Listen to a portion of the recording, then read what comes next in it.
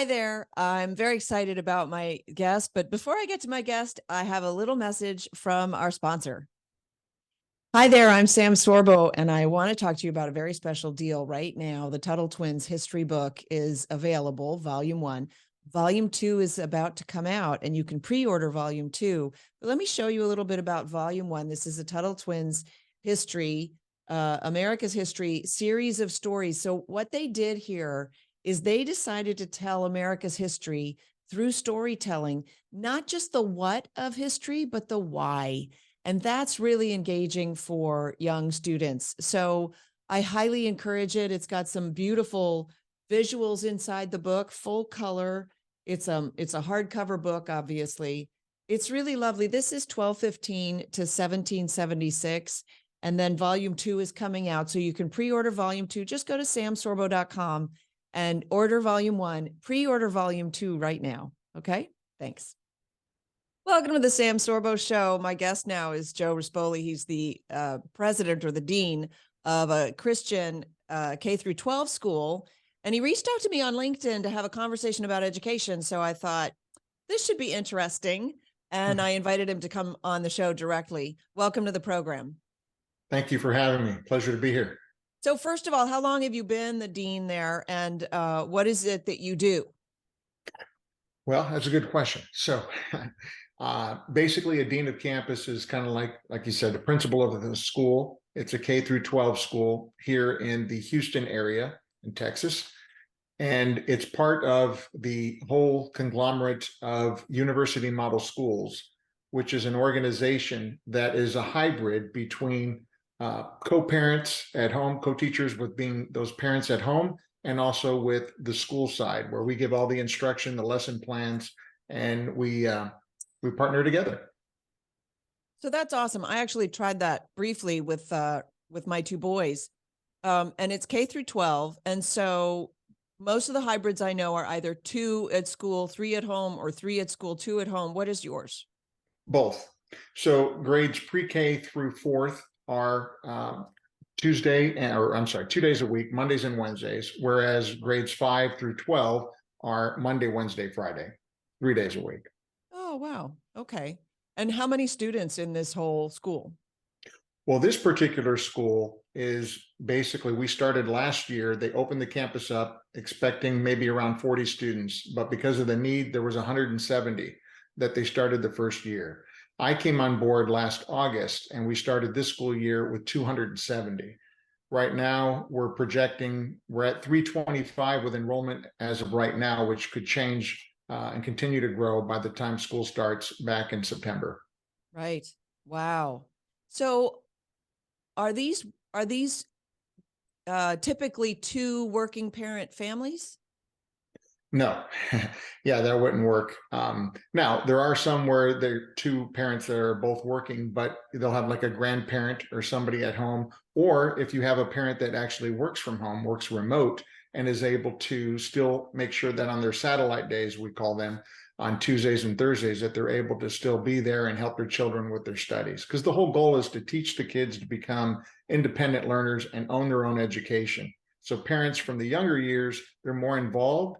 But as they continue to grow, parents start taking their hands off and kind of more of a supervisory role. So the reason why they're called university model schools is because it helps those students make that transition. If they should so choose and the Lord directs them to go on to college, they can adapt better. Because studies have shown that students who go from a 5-day program to the university have a hard time budgeting their time and organizing their schedule, whereas students who come from a university model school are already prepared for that. Wow. That's fascinating. I mean, I kind of knew that kids weren't really prepared for college, but I just thought they're not prepared academically. But of course they're not prepared. They've been coddled from K through 12.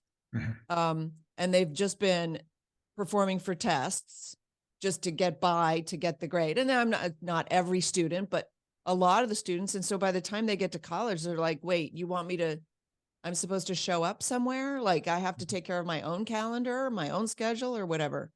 So that's why it's called university model. Okay. Now your turn. What did you want to ask me or what did you want to talk to me about? Sure. So I taught in a 5-day program at Calvary Chapel, Costa Mesa back in the day. And in 2006, I heard about Sorry, this, what's a 5-day? What do you mean a 5-day program? Sounds a like it's a regular, church. yes, it's a Christian school, a 5-day program, which would be normal, right? Okay. Like a regular school. But after working there for some years with our children, we decided to homeschool for 3 years. And then we heard about this university model school in 2006. And I was a young adults pastor at the time. And they thought, hey, you know what, Joe, we're looking for a new head of school. We think maybe this would be something you could do in addition to what you do at the church. And the rest is history. We went through that program, raised our 3 girls through the university model school in Southern California. They went on to college, Texas A&M. They did a great job. The Lord used them. But in looking at that model of education back in 2006, there was a gentleman from Focus on the Family who was on the board for university model schools. And in talking with him, he was in charge of education at the time at Focus on the Family. My question was, why aren't we promoting university model schools all across the country? I mean, this is a great model, a hybrid where we're partnering with parents and teaching their children with a Christian biblical worldview, and to pull their kids from what they're experiencing in public education. And this is back in 2006. The reason why it wasn't promoted by Focus is because they were a national program at that time, said that they can't offer something if we weren't in more states. There was more opportunities for people, so they can't promote a local program. So I understood that, but I've still, it's kind of perplexed me on why we wouldn't see more of these type of schools. Fast forward now to the pandemic, where parents were then basically forced to homeschool their children. They kind of saw what was going on in public education. They realized why it's important to take more control of their children's education and play a larger role in that. And so they're looking for opportunities to get their children to escape from public education, but they don't have the tools and the resources or the confidence to be able to teach certain subjects. And so what we're seeing now is more of a hunger and thirst for those opportunities. We're seeing school vouchers starting to make a bigger play what's happening in our country and in certain states. Here in Texas, there's one that's still being battled out at the State House for a finished product, hopefully to come out by summer, where enable parents. What are you hoping for with that? Well, there's always strings attached. And if the strings are in Texas to where the government has any say so in how we perform, our curriculum, how we perform what we normally would do at a university model school, we will reject those funds. You'll be out of business. I don't know. It depends what comes with that. Right now, we have people that are willing to pay what they're paying, plus the high property taxes here in Texas, because they see the value in what we're doing. It's not so much that we're just focusing on the academics. My whole thing here is that, yeah, we want to teach our kids to own their own education. More importantly, we want them to own their own faith. If George Barna's studies are correct, that students from Christian homes continue on to college and walk away from their faith in the first semester, that number at that time, I remember when that study came out, was about 86%. My understanding is they're not walking away from their faith. They're walking away from their parents' faith, what they inherited. And so my goal is to see in university model schools, as we partner with parents, to help these parents understand how important it is to teach their kids to own their own faith. So they're not inheriting anything. It's their faith that they can defend as they move on. And also, it may not be college. God has designed us uniquely in different ways and different giftings. And so we're the evangelists that are supposed to go out there in the workplace, whether it's a plumber, electrician, or wherever we work. Our role is to spread the gospel of Jesus Christ. And it isn't always necessarily the route of going to a 4-year college. Now, obviously, certain professions would require that, right? A doctor, a lawyer. But when we're looking at what's happening on our college campuses right now, the battle is for the hearts and souls and minds of our children. And that's where the attack is. And so here in Houston, what happened was there was a school that started about 12 years ago, and it was a classical Christian school, and it was going great. And the local church here, Second Baptist, saw what was happening on their campus and said, hey, we have 5 other campuses. we want to take what you're currently doing, because we see your kids, we see them in church, they know the scriptures, they're respectful to their elders. We want to see that more replicated on our other campuses. So they opened up 2 campuses last year, and like I told you, it went from, they thought 40 students to 170. There's an explosion. We're opening up 2 more campuses next fall. And already we're seeing people signing up. We have almost 200 students at one of our other locations. So there is a hunger and a desire for parents to escape what's out there and pay even a high tuition, because in order for us to function, it's, private school is not cheap. But they see the value in what we're doing. Okay, back to the voucher question. Why wouldn't you work toward getting taxes lowered?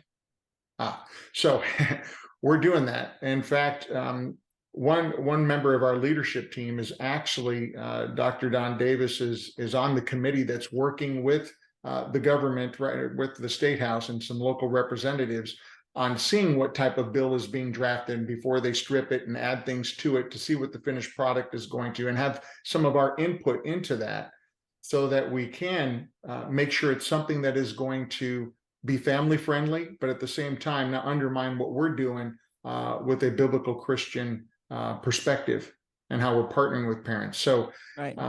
We're doing everything we can, obviously, to lower property taxes. That's all of our rights as far as voters, is to make sure that we're electing officials that will do that, because it's crazy. It's crazy.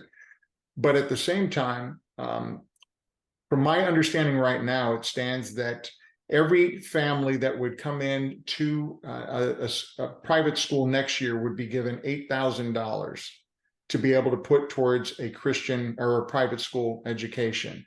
But already families that are already in private schools would be given $4,000. They wouldn't be given the same. I don't understand.